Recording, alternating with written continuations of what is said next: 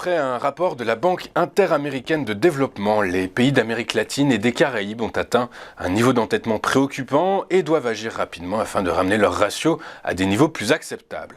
En comprenant dette privée et dette publique, la dette cumulée atteint désormais 5 800 milliards de dollars, soit l'équivalent de 117% de leur PIB global, et ce alors même qu'en 2008, cette dette était de 3 000 milliards de dollars. C'est la dette publique qui a particulièrement augmenté sous l'effet des politiques budgétaires mises en place pour lutter contre le Covid, alors que dans le même temps, les rentrées fiscales ont diminué du fait de la récession. Dernier coup de massue, la hausse des taux directeurs de la Banque centrale américaine a mécaniquement renchéri le coût de leur dette. Du coup, les obligations souveraines libellées en dollars ont été impactées. La BID invite les pays de la région à réduire leur ratio d'endettement pour les ramener entre 46 et 55% de leur PIB, un niveau que l'étude considère comme raisonnable et prudent. L'économie américaine a progressé plus rapidement que prévu. Au quatrième trimestre 2022, les consommateurs ayant maintenu un rythme soutenu de dépenses malgré un pouvoir d'achat réduit par la hausse des taux d'intérêt et l'inflation, mais la dynamique s'est considérablement ralentie à la fin de l'année. Sur le T4, la croissance de l'activité américaine s'est appréciée de 2,9% en rythme annualisé par rapport au trimestre précédent. La hausse est de 0,7%. La croissance du produit intérieur brut s'est établie à 2,1% pour l'ensemble de l'année 2022, a donc annoncé hier le département du commerce. C'est un rythme ralenti par rapport à l'année précédente qui avait connu la plus forte croissance depuis 1984 à 5,9%. Rappelons tout de même que la fin du T4 est une période dans laquelle on a vu des faiblesses au niveau économique, notamment à cause des ventes au détail et de la production industrielle. Les comptes de campagne des candidats à l'élection présidentielle 2022 ont été validés malgré quelques sanctions financières et sous réserve d'un recours auprès du Conseil constitutionnel déposé par Marine Le Pen. Au total, ce sont pas moins de 83,5 millions d'euros de dépenses qui ont été déclarés par les 12 candidats. Tous les comptes ont été approuvés, souligne d'emblée Jean-Philippe Vacchia, le président de la commission des comptes de campagne. Les dépenses engagées par tous les candidats sont restées nettement en deçà des plafonds autorisés. Les deux finalistes compris, arrivés au second tour, Emmanuel Macron et Marine Le Pen auraient pu engager jusqu'à 22,5 millions de dépenses.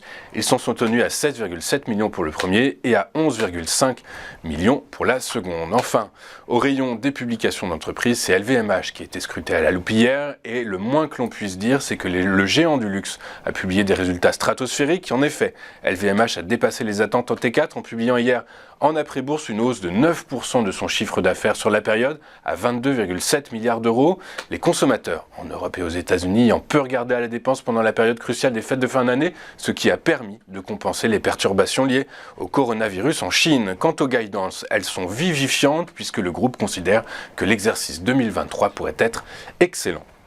Regardons maintenant ce qu'il s'est passé sur les principales places boursières de la planète hier, et les marchés européens ont terminé la journée en hausse, portés par des statistiques américaines robustes tant sur le front de l'emploi que sur celui de l'activité. En outre, la microéconomie est également source de nouvelles tranquillisantes. À Paris, le CAC 40 s'est offert 0,74% et bute sur les 7095 points, niveau technique robuste dont nous parlera Antoine Quesada dans un instant. À Londres, le FTSE a gagné 0,21% et à Francfort, le DAX a pris 0,34%. La bourse de New York a clôturé en hausse, soutenue malgré tout par...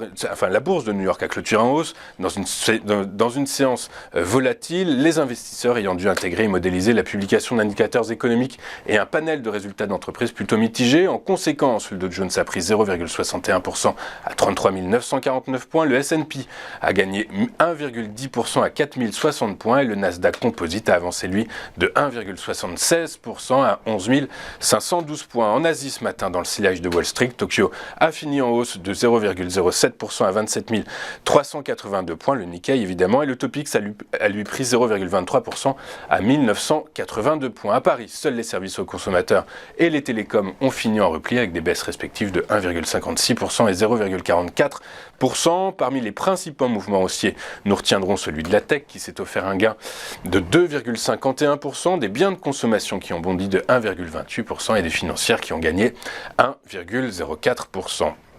ST Microelectronics a réalisé la plus belle performance de la journée sur le SBF 120. Après des résultats solides et des guidelines encourageantes, le titre a gagné 8,19% à 42,68 €. Elior plonge littéralement avec un repli, que dis-je, un gadin de 14,41% à 3,30 €. Le titre pâtit d'une publication trimestrielle en deçà des attentes des analystes financiers.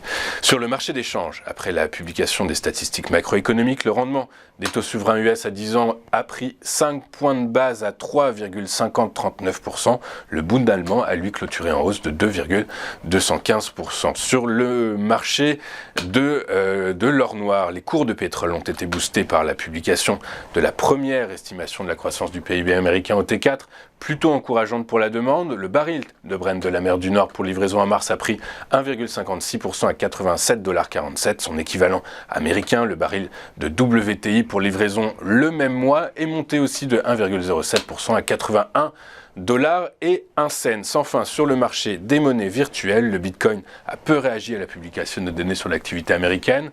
Il a clôturé en hausse de 0,39%. L'Ethereum, lui, a pris 1,44% à 1453 $. Nous allons marquer une toute première pause et comme je vous l'annonçais, nous ouvrirons le bal de nos invités avec Antoine Quesada tout de suite sur Téléfinance.